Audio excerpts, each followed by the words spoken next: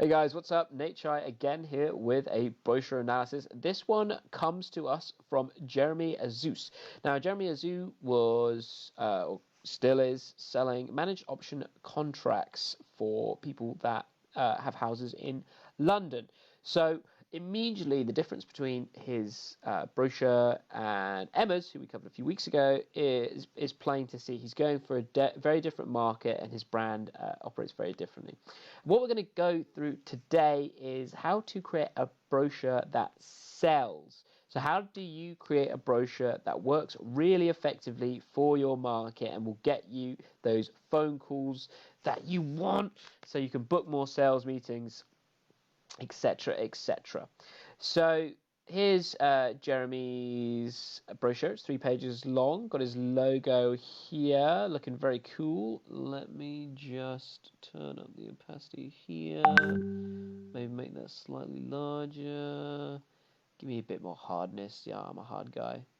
Still not really where it's want it to be. 100. Cool little logo. 3 pages. Here we go.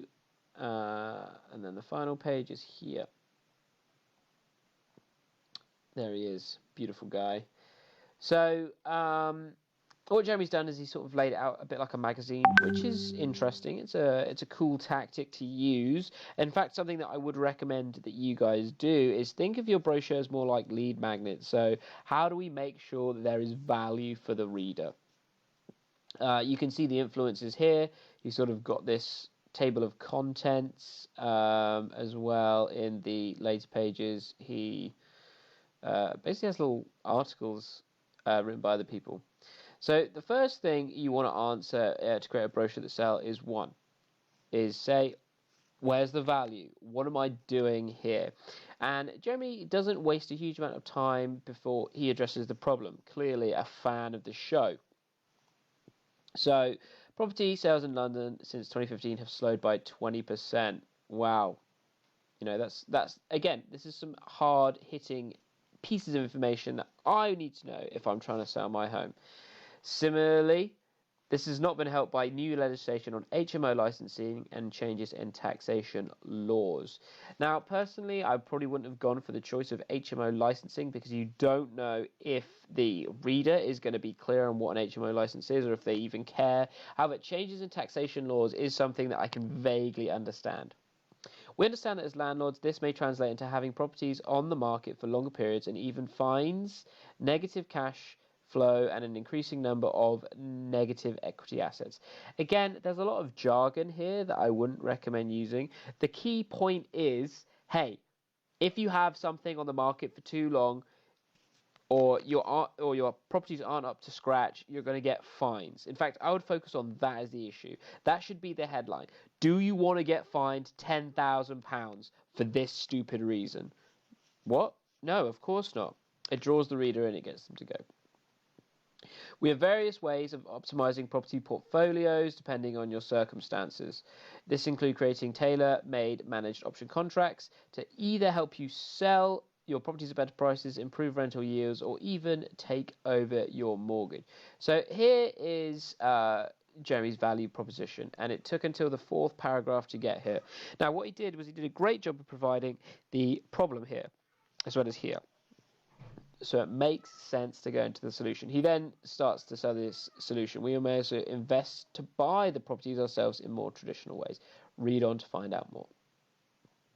So the first thing that I would recommend is saying, where's the value? Like I pointed out earlier with the headline, it really needs to focus the reader on how is reading this document going to help me out? How is it going to improve my life? What I do really like is the inclusion of this here.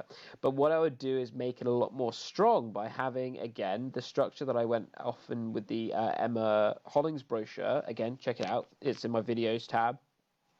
And then have these as kind of mini headlines for what people are going to learn. So you might change to, how are we going to do this? Or how to make sure that you don't get fines. Or and then here we'd be like, how to maximize your rental yields. Or here, how you can get rid of your mortgage while still making money. So go over the 3 benefits that he spoke about here. Or if you wanted to take a negative tact on it, you can talk about, avoiding the fines that he mentions here, how to avoid negative cash flow, or how to minimize your number of negative equity assets. Let's go on to page 2. So, again, we need to talk about structure.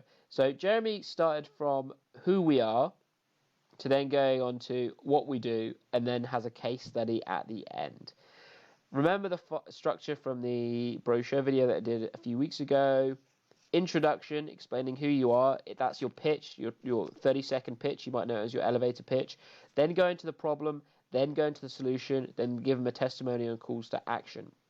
So Jeremy's got a great case study here. Got this great case study here. This is probably the strongest part of the brochure, is a case study. Quickly outlines the problem.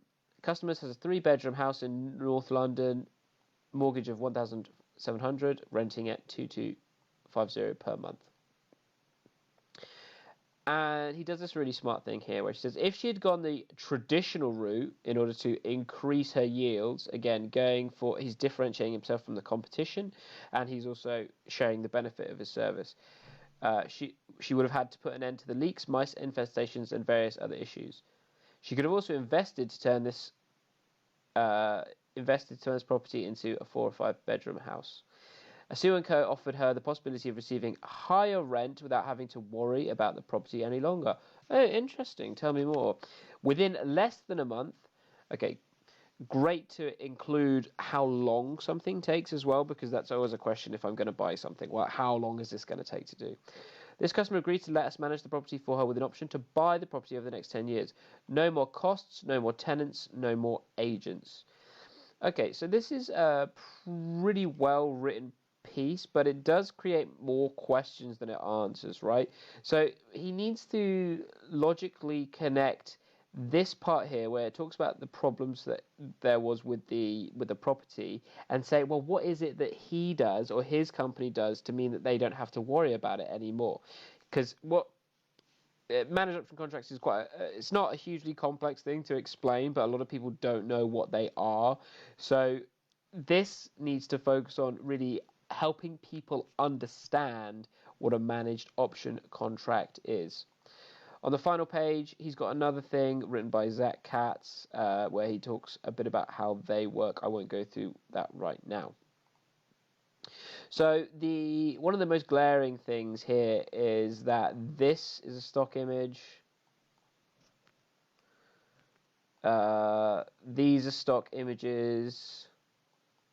And these are stock images. So a stock image is just an image that you get off a website. You can either pay to use them, or there's some great resources to use them for free. But there are too many stock images used in this. It comes across as feeling quite maybe too corporate, and there's no personality. Also, he's done a great job of finding images to highlight the things that he's talking about. And again, for things like handling leaks or mice infestations, that makes a lot of sense.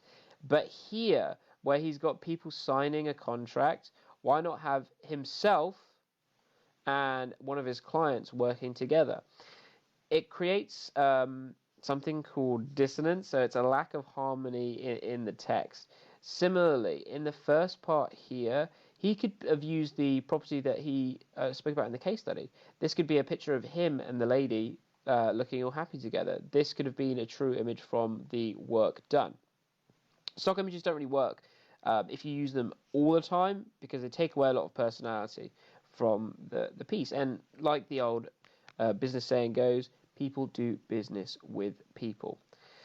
So, again, speaking about that dissonance, that's a lack of harmony, right? So it's without being too nebulous about it, his company is called Azus & Co., right?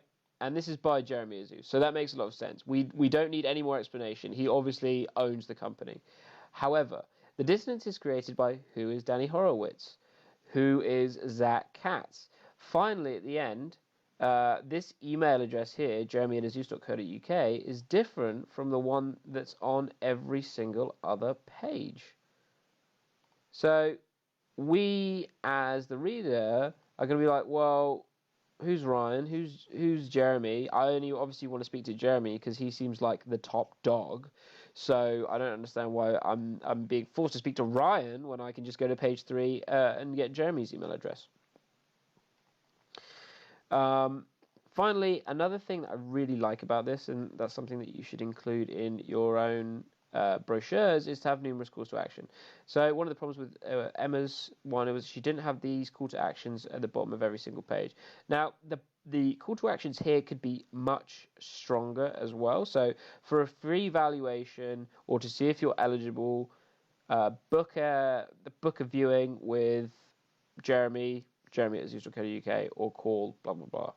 Something that adds a bit of value for the reader and gives them a reason to move on to the next step makes a lot more sense in this case. So, to wrap up today's episode of Let's Talk About Content with Nate, anyway, brochures that sell. So the first thing you need to ask yourself is where's the value? We want to make sure that to get people to read the content that we create, if it's a brochure or an email or whatever, we have to ask ourselves, what's the value for the reader? Let's keep it at that focus. The second thing is the structure. So the structure that you go for is the introduction, which is your elevator pitch. Then you want to go into the problems that people have, like Jeremy did here, where he talks about the difficulties of being a landlord and the HMO licensing and the changes in taxation laws. He even goes into it here with a case study talking about how being a landlord is difficult. Being a landlord requires you to sort out leaks, mice infestations and other issues. It's great, right? And then you want to present the solution. So he's got the solution, which I think in this case could have been explained much, much better, because I want to know all the advantages of having a managed option contract rather than the traditional route that he speaks about. And then finally, you want to have the calls to action that we just said. So the third thing is use stock images sparingly. Now, I know it's difficult to get your own images, but that's why it's really useful to document your journey as you go along, because then you have the images on hand. Then you have the actual true nature of what it's like to work with you documented on hand. And then you can reuse that content in brochures like this. You can reuse that content in other areas of your content marketing. The fourth thing is remove dissonance. Now, this simply means make sure that everything looks the same. So if we logged onto Jeremy's website, you would hope that it keeps the same color scheme, that it keeps the same kind of font choices. But in this brochure specifically, we're not making people ask questions that we don't want to answer, or we're removing focus from the text itself. He's introduced essentially what is all these new characters like Danny Horowitz and Zach Katz to the reader, but the reader has no idea about who they are at all. So I'd recommend just completely getting rid of that and then just say how we work and what we do.